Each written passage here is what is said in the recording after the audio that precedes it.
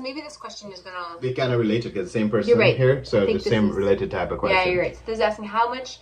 Can you make a video about how much you need in your bank account to get your dealer license approved? Also, how much you need to have in your bank account to show... Oh yeah, so how much money do you need in your bank account to become a wholesaler?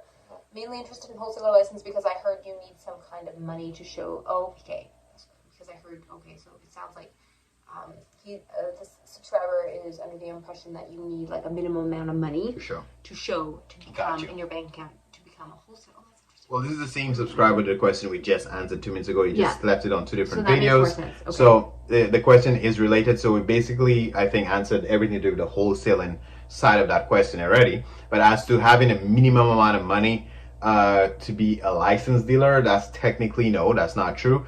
It's just a matter of being financially responsible. So if I'm telling OMVIC that, because in my business plan I have to present to OMVIC, if I'm saying I'm going to be selling Ferraris and I'm going to have 2 Ferraris, I can't have 10 grand in my bank account because like, the fuck are you talking about? How can you buy a Ferrari, right? But if I have 10,000 in my account and I'm selling Honda Civics, 2,000 a piece, then your business plan have to match what your capital is. So yes, you have to show bank statements, you have to show that you're financially responsible, but you do not need a minimum amount. OMVIC don't have an application that you need to have 50 grand or 10 grand. I made a video saying that you need about $100,000 before you can get into this business because of the other expenses, the rent, first and last, insurance, marketing, whatever you got to do to get started. But exactly, and also when you apply for your wholesaler license, like Neil was saying, part of the business application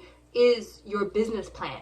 And part of the business plan, and they actually specifically ask, OMVIC actually specifically wants you to detail what is the year, make, and model of the cars that you are actually interested, in this case, in wholesaling. So like Neil was saying, if you're wholesaling, 10-year-old cars, obviously your starting capital has to reflect that type of inventory and what that might look like. So you'd have to do some research, into that, but at the same time, if you're, going to wholesale high-end cars, well then exactly what Neil's saying. You need high-end money. Yeah, exactly, high-end money, right? So that's why, so they're really asking all these questions. So I guess to make it short, there really is no minimum amount of money. It just has to make sense for the plan that you have in mind.